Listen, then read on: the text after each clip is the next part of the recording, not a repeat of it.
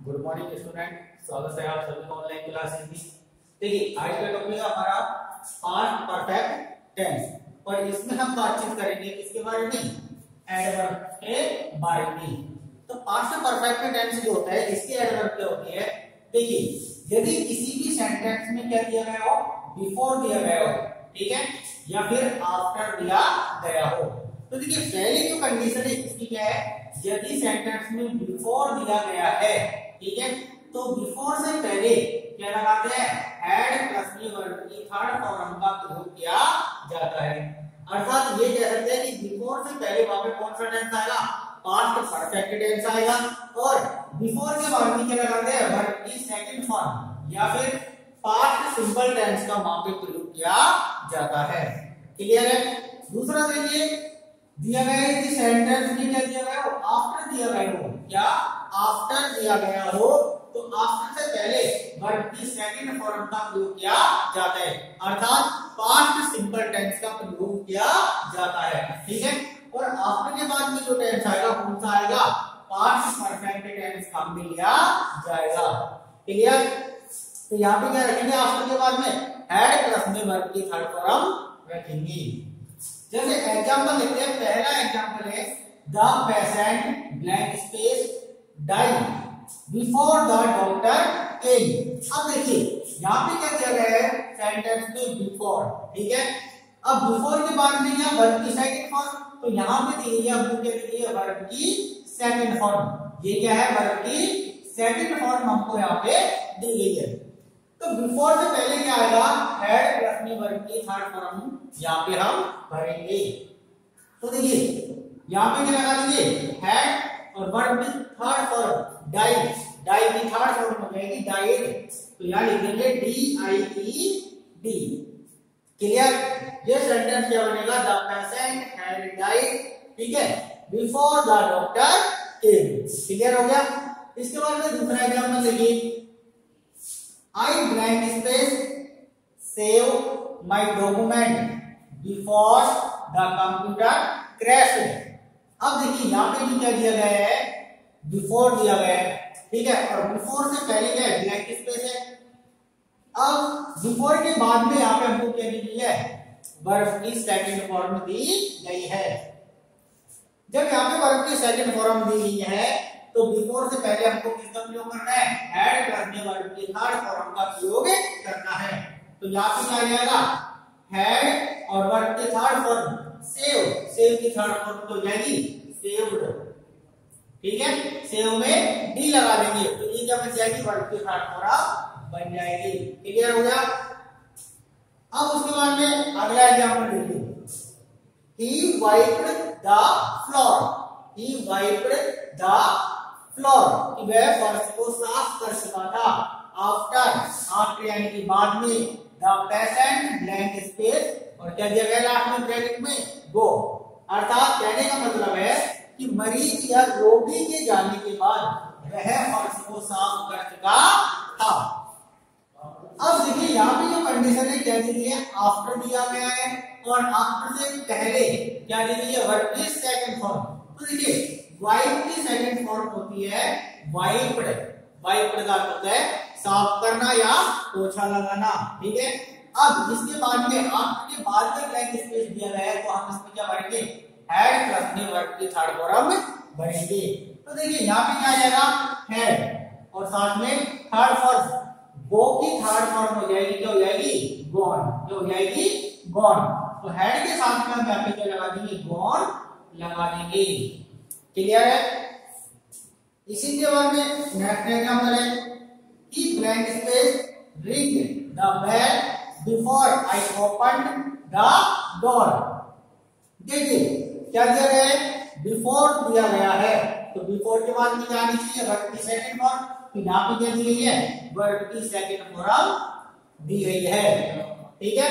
तो बिफोर से पहले हमको क्या भरना है, हैड प्लस में वर्ब की थर्ड फॉर्म भरनी है, तो यहाँ लिखेंगे हैड और थर्ड फॉर्म रिंग की थर्ड फॉर्म तो रहेगी रंग, R-U-N-G, तो यहाँ लिखेंगे R-U-N-G। क्लियर। ही हैड रंग द बेल, कि वह घंटी बजा चुका था before I open the door, मेरे दरवाजा खोलने से पहले। क्लियर है? तो ध्यान रख रहे हैं, बिफोर से पहले हैड प्लस में वर्ब की थर्ड फॉर्म काम में लेनी है और बिफोर के बाद में क्या आएगा, वर्ब की सेकंड फॉर्म। ये देखिए हम इसको ऐसे भी कह सकते हैं कि बिफोर से पहले इसका प्रयोग किया जाता है पास्ट परफेक्ट टेंस काम में लिया जाता है। ठीक है? और बिफोर के बाद में पास्ट सिंपल टेंस काम में लिया जाता है। क्लियर है? कि बिफोर से पहले जो सेंटेंस होगा कौन सा टेंस का होगा, पास्ट परफेक्ट का होगा, और बिफोर से बाद में पास्ट सिंपल का होगा। इसी तरीके से आफ्टर, अब देखिए इसमें क्या हो जाएगा, अपोजिट हो जाएगा। क्या हो जाएगा? अपोजिट। ये जो यहाँ पे पास्ट सिंपल दिया गया है इसको यहाँ पे लिख देंगे, तो आफ्टर से पहले क्या आ जाएगा, पास्ट सिंपल टेंस आ जाएगा, और आफ्टर के बाद में क्या आएगा, पास्ट परफेक्ट टेंस। क्लियर है? अगर सेंटेंस सिंपल में है तो सिंपल में भरना है, नेगेटिव में है तो नेगेटिव में, और इंट्रोगेटिव में है तो इंट्रोगेटिव में उसे फिल करना है। क्लियर? इसी के साथ में हमारा पास्ट परफेक्ट टेंस यहीं पे समाप्त होता है। इसके बाद में सेंटेंस ये क्लियर हो गए। इसके बाद में टेंस का अगला टाइप आता है, कौन सा टाइप है, पास्ट परफेक्ट कंटीन्यूअस टेंस। देखिए पास्ट परफेक्ट कंटीन्यूअस जो टेंस है, ठीक है, सबसे पहले हम बात करेंगे इसमें किसके बारे में, पहचान के बारे में, कि इस टेंस की जो पहचान होती है वो क्या होती है। तो देखिए यहाँ पे लिख देता हूं, past perfect continuous tense. Clear? अब देखिए इसकी जो पहचान होती है क्या होती है, हिंदी वाक्यों के अंत में क्या आता है, से रहा था, कॉमा से रही थी, कॉमा से रहे थे। क्लियर? आदि शब्द आते हैं। ठीक है? आदि शब्द आते हैं, लेकिन इसी के साथ में क्या दिया गया होता है, टाइम यानी कि समय भी दिया गया होता है। अब देखिए कि हिंदी वाक्यों के अंत में से रहा था, से रही थी या से रहे थे शब्द आते हैं, और उनके साथ में क्या दिया गया होता है, टाइम यानी कि समय भी दिया गया होता है। क्लियर है? तो ये इसकी जो होगी पहचान होगी। अब इसके बाद में रूल्स के बारे में बात करते हैं। तो देखिए पहला जो नियम है वो क्या है हमारा, यदि हमारा सब्जेक्ट ही, सी, इट या नेम या कोई भी क्या हो, सिंगुलर नाउन हो, अर्थात एक वचन संज्ञा हो। ठीक है? दूसरा देखिए, यदि subject I, we, you, comma they या फिर कोई भी क्या हो, प्लूरल नाउन हो, अर्थात कोई भी बहुवचन संज्ञा हो। ठीक है? तो इनके साथ में, दोनों के साथ में एक ही हेल्पिंग वर्ब काम में ली जाती है। वो कौन सी आती है, हैड प्लस में बीन। कौन सी आती है, हैड प्लस में बीन। देखिए कहने का तात्पर्य ये है कि सब्जेक्ट हमारा चाहे सिंगुलर हो या प्लूरल हो, ठीक है, दोनों के साथ में एक ही हेल्पिंग वर्ब काम में आएगी। कौन सी आएगी, हैड बीन। क्लियर?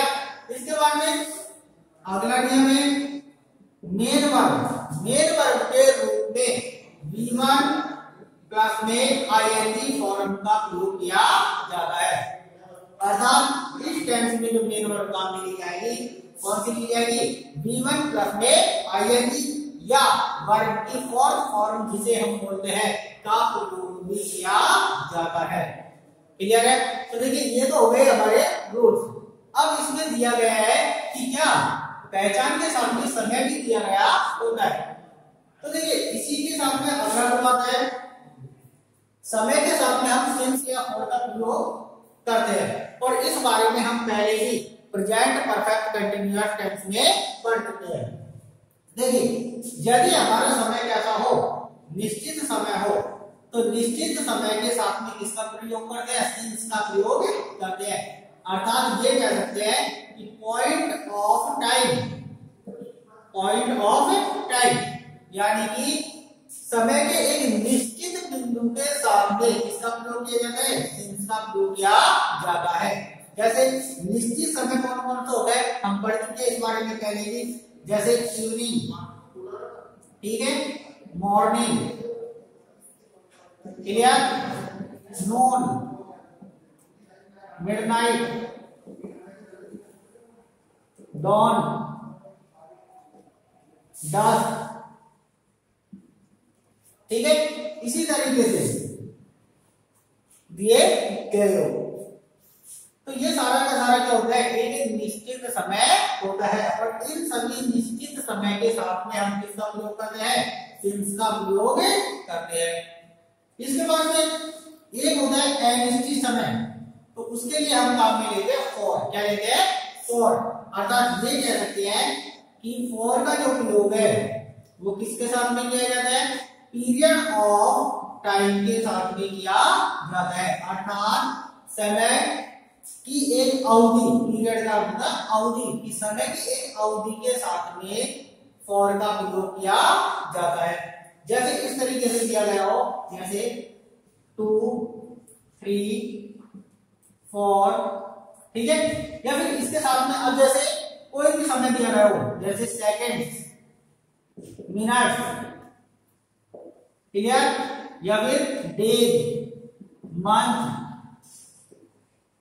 ईयर्स, ठीक है। इस तरीके से जैसे एग्जाम्पल, जैसे मैं कह दूं कि वह 10 वर्षों से जयपुर में पढ़ाई कर रहा है। कितने वर्षों से, 10 वर्षों से। अब कौन से 10 वर्ष है इस बारे में हमें नहीं पता, तो यहां लिखेंगे 10 ईयर्स, क्या लिखेंगे, 10 ईयर्स, ठीक है।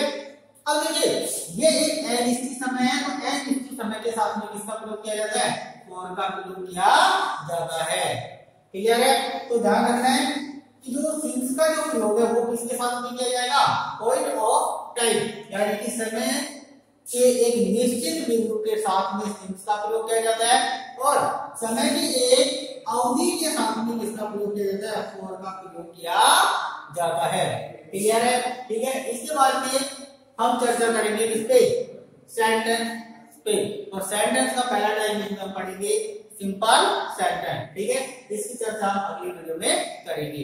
थैंक्स।